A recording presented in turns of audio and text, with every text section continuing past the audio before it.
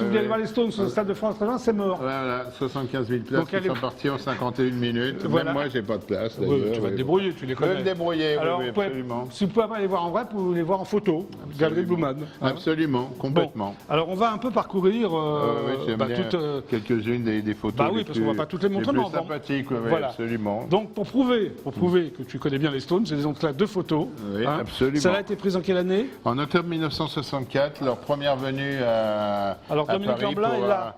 pour un Musicorama. Et, il est là, le seul qui ne soit pas en Rolling Stone, c'est moi. Voilà. Oui, voilà. Oui. Quoique, tu aurais pu être le 6e Stones, hein, tu as un peu l'allure. Oui, absolument. Oui, parce que là, ça ne se voit pas. J'ai l'air très bien et très, très propre sur moi, mais ma chemise est quand même orange et rose. D'accord. Orange et rose, oui. D'accord. Donc ça, c'était à l'Olympia. Ça, c'est avant qu'on fasse l'Olympia, en octobre 1964. Et ça, c'est toi maintenant? Ça, c'est 40 ans plus tard. Non, un peu. Donc, j'ai maigri depuis, mais ça, c'est en octobre 2005. C'est relativement récent. Atlanta, dans la loge de Keith, oui, c'est tout à fait récent. Keith Richards, pardon. Voilà. Donc pour prouver qu'il connaît les Rolling Stones. Wood, voilà. Et alors comme tu peux le voir, moi j'ai un peu grossi. Bon? Voilà. Ouais. Mais j'ai reperdu. Hein, oui, c'est vrai que tu as reperdu. Et pourquoi ils ne grossissent pas, eux, d'ailleurs? Je ne sais pas, c'est un des mystères. Ils prennent des coupes fin, ou non? Même ceux qui quittent le groupe ne grossissent pas. Oui, c'est ça qu'il faut. Bon, alors qu'il y a des tas d'autres groupes où finalement, tu vois, les gens de Pink Floyd, ils ont pris un peu de poids. T'as raison, oui. Non, il y en a un qui reste superbe, c'est Roger Daltrey des Who. Oui, il est bien, qui est pas mal. Que tu as connu également, je suppose. Absolument, tu as connu tout le monde d'ailleurs. Un peu comme moi, on a connu à peu près les mêmes groupes. Oui.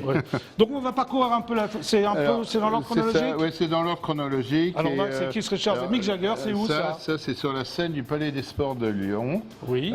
Quelle année? Je pense que c'est en octobre 1970. Bien joué. Et j'avais beaucoup de chance parce que j'étais sur la scène à 2-3 mètres du groupe, ce qui m'a permis de faire des photos. Mais dans ces années-là, on pouvait prendre des photos comme ça des Stones, on ne pourrait plus maintenant. Non, mais je faisais partie de la famille. Oui, c'est vrai. Tu avais la permission, tu demandais comment ça se passait? Non, il me disait, allez, tiens, monte sur scène, etc. Et au besoin, parce qu'à l'époque, d'abord, les scènes n'étaient pas très hautes. Et puis, on me tendait la main, il disait, tiens, t'as qu'à rester sur la scène pendant le concert. Maintenant, c'est plus possible. Tu vois, en fait, je crois que c'est la dernière tournée où on pouvait vraiment être près d'eux et les photographies. Celle-là, magnifique. C'en est une où ils chantent tous les deux et que j'ai appelé Honky Tonk Man parce que petit clin d'œil sur la chanson. Honky Tonk Woman, c'est ça? Et ça, par contre, c'est au Palais des Sports de Paris et là, c'est en 67. Non, septembre 70. 70. Ok, d'accord. Là, magnifique aussi. Celle-là, ça c'est kiff dans toute sa splendeur. Ils sont pas mal en plus pour un mec qui n'est pas photographe.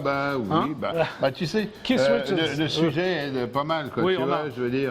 Ça t'inspirait quand même. Oui, tu as montré certains artistes plutôt. Je ne sais pas si j'aurais fait d'aussi bonnes photos. Celle-là, elle est voilà, ça c'est toujours au Palais des Sports de Paris. C'est un morceau acoustique. C'est peut-être Sweet Virginia, je ne sais pas. Charlie Watts, celle-là, j'adore. Je suis juste derrière Charlie Watts, le batteur des Stones. J'aime bien la tête de Charlie. Là, il est tout souriant, tout content. Peut-être parce qu'il sait que la fin du concert approche. Pourquoi il s'emmerdait sur scène ou... Non, c'est pas ça, mais c'est que c'est épuisant. Tu sais le batteur, c'est celui qui est tout le temps en train de jouer. C'est vrai. Je lisais une interview de lui sur cette tournée actuelle où il dit tu es là, tu regardes, tu as mal partout, tu as le dos en compote, tu sens plus tes bras. Tu regardes la setlist et tu vois qu'il reste encore 5 morceaux à jouer, donc 20 minutes, et tu te demandes comment tu vas tenir. Là, on les voit tous les cinq. Là, c'est tous ensemble, tout le groupe. Ça, c'est aussi à Paris, au Palais des Sports, 1970. 1970. Oui, absolument. Bon, ça c'est Mick Jagger, en pleine forme. Mick en pleine forme. Et on a du mal à être plus près quand il est, sur scène. Tu vois, là, t'étais très très près. Alors là, c'est une autre époque. Ça, c'est en 1972, à Montreux, pendant qu'ils sont en train d'essayer de faire une télévision, de tourner une télévision avec une équipe allemande. Oui. C'est très très laborieux, c'est très très long. Alors là, ils sont encore souriants, ça va. C'était les débuts du tournage. Absolument. Bon, là, ils se mettent un peu en forme parce qu'on ne sait jamais. Puis ça aide à rester de bonne humeur parce que c'est très très long. Ça t'a aidé aussi à rester de bonne humeur. Oui, ça aide à rester de bonne humeur. Celle-là, je l'aime bien. Alors moi, j'adore celle de Charlie. Charlie est prêt. D'ailleurs, en fait, j'ai offert. Il l'a adoré. Et alors, je l'ai intitulé Waiting, en train d'attendre, parce que Charlie est toujours prêt, et il attend, et c'est ce qu'il explique, c'est dans sa carrière des Rolling Stones, il il a fait partie du groupe pendant 25 ans. Ça, c'est une interview qui a déjà quelques décennies. Il dit finalement, j'ai travaillé 5 ans et j'ai attendu pendant 20 ans. Ouais, c'est un peu ça. Tu es tout le temps en train d'attendre. Ça, c'est là aussi, qui s'attend. Et puis là, on lit dans son regard, écoutez, moi je suis prêt à jouer. Il est impatient. On y va quand vous voulez, mais il ne faudrait pas que ça dure trop longtemps parce que je réponds de rien. Quoi, tu vois. Il était un peu colérique. À cette époque-là, il fallait le pas. Le plus facile des 5, c'était lequel, à la limite Charlie. Le plus gérable. Charlie et Bill. Mick était très gérable. Non, le pire. Le plus difficile, celui dont il fallait le plus se méfier ou avec lequel il fallait prendre le plus de gants, c'est avec Keith à l'époque. La même chose, c'est Mick qui attend, il aimerait bien jouer. Là, il a piqué. Ils n'ont fait qu'attendre, alors tu prenais les photos, ils attendaient quoi. Absolument, il a piqué la guitare de Mick Taylor et il s'amuse à jouer un peu avec. Voilà. Ça va être en mouvement, elle est pas mal. Voilà, c'est où, ça le temps passe, qu'il s'étire parce que c'est long. C'est sur scène bien jouer. Non, c'est toujours au même endroit, toujours à Montreux, toujours en attendant que les techniciens de la Süddeutsche Rundfunk soient prêts. Puisque, bon, là, pub. Là, oui, un peu. Voilà. Donc, on sait qu'ils ne boivent pas que de l'eau. Oui, ça, tu n'as pas besoin de les prendre en photo. C'est la confirmation, voilà. Oui, voilà la confirmation. Les Stones boivent de l'alcool. Et il faut qu'il accorde sa guitare, même s'il n'y en a que 5 cordes. Voilà, pareil, même chose, que tu vois, comme il en a marre, il dit tiens, j'ai joué un peu de batterie pendant que Keith était à la guitare, pendant que Mick était à la guitare.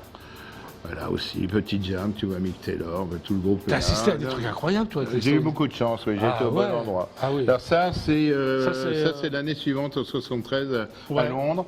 Là aussi, c'est pendant qu'ils tournent un clip. Alors ça, c'est pour le clip d'Angie. Alors ils avaient fait 2 versions, une où ils sont tous debout et une autre où ils sont assises et c'est la photo suivante.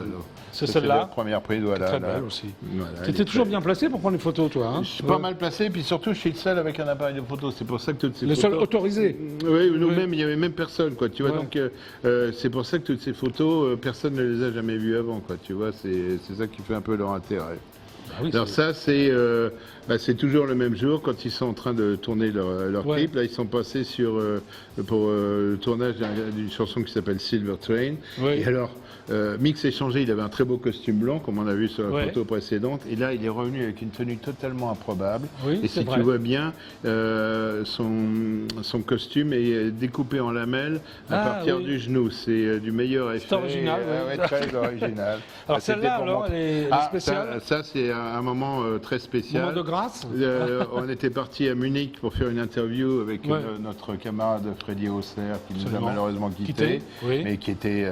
J'avais arrangé une interview pour lui pour France Télévisions, pour ne pas les nommer, et on est arrivé, et c'est le jour où il venait d'apprendre le départ de Mick Taylor.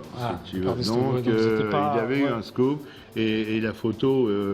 Alors tout le monde s'est dit c'est bien, c'est une photo, ils viennent de se lever là, c'est au saut du lit. Quelle heure 20h. Effectivement, c'est au saut du lit, quoi. D'accord, ok.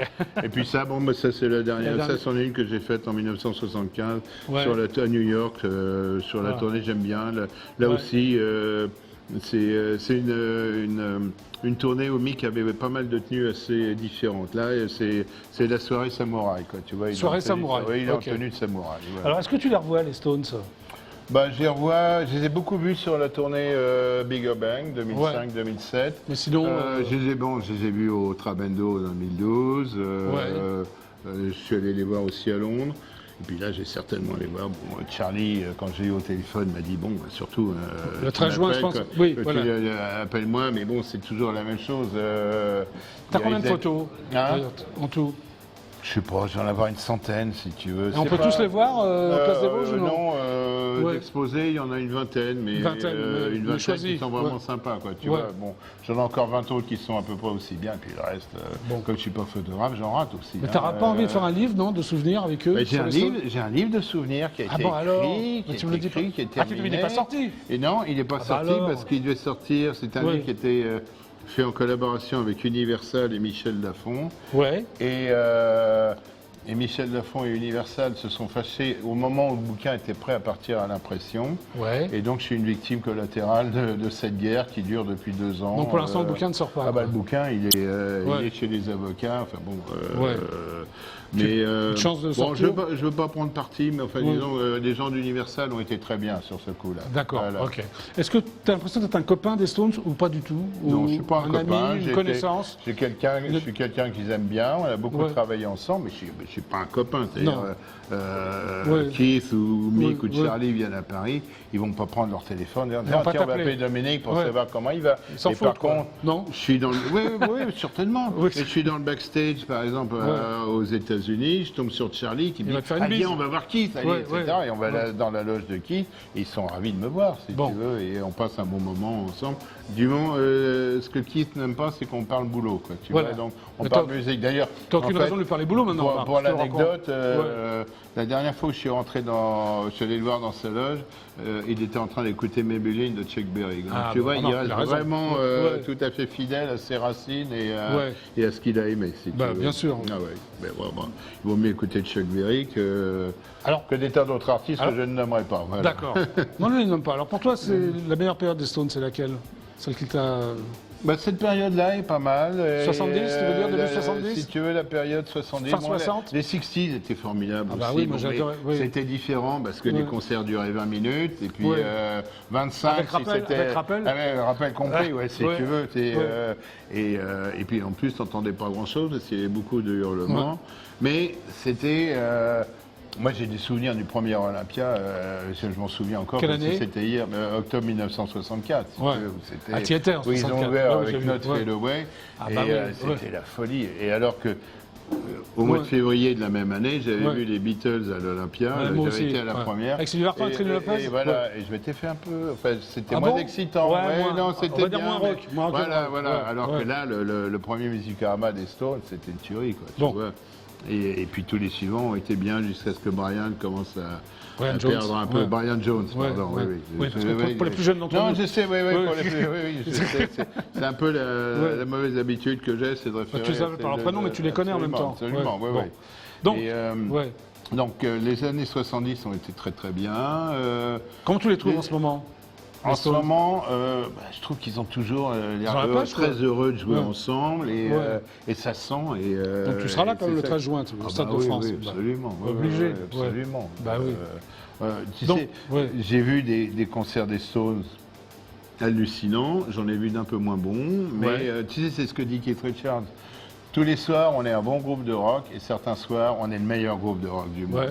Alors, il y a des soirs où c'est bien tombé, il y a des soirs où c'était un peu moins bien. Écoute, Dominique, merci alors d'être passé. Je t'en prie, ça m'a fait très plaisir de te voir. Si vous voulez voir les photos de Dominique Lamblin en vrai, elles sont très bien, on vous les a montrées. Et en grand tirage. Voilà, et en grand tirage, oui. Absolument. Bien encadré et tout, très très beau. Galerie Blumman. 4 places des Vosges. Absolument. Paris 4e. Et Chantal Blumman est une dame absolument charmante. Absolument. C'est jusqu'à quand? Donc, peut-être plus que 13 juin. Allez, disons 15 juin. Allez, 15 juin. Voilà. Peut-être qu'il y aura des gens qui, après avoir vu le concert, il leur restera peut-être, s'ils n'ont pas acheté trop de t-shirts ou quoi que ce soit, il leur restera un peu d'argent pour venir voir les photos et éventuellement en acheter. Alors, comment ça coûte une photo? Ça coûte, un ordre de prix. Entre 1500 et 2000 euros, mais en tirage limité, numéroté. Oui, c'est l'original, quoi. Absolument, et puis une fois qu'il y en a eu 25 de vendus, c'est fini. Il y en aura pas d'autres. Ok, d'accord. Merci Dominique. Mais je t'en prie, j'étais ravi de te voir. Mais moi aussi. Et je t'embrasse très fort, mais virtuellement. Tu peux dire au revoir aux téléspectateurs. Au revoir, chers téléspectateurs. À bientôt. Et j'espère que vous avez apprécié ma veste. Non, mais quand j'ai vu ta tenue, elle est très saillante. Mais même si c'est une veste de mode, et bien qu'on ait parlé de rocker, je trouve qu'elle est. Sur les modes, les rockers, finalement, bon. Oui. En tout cas, je te félicite pour ton studio qui me rappelle quelques beaux séjours que j'ai fait en Normandie. Oui, c'était vrai, mais c'est un peu pour ça que je l'ai fait. Absolument, c'est très bien. Ok, salut, à bientôt. Allez, on applaudit Dominique Lamblin. Merci. À bientôt.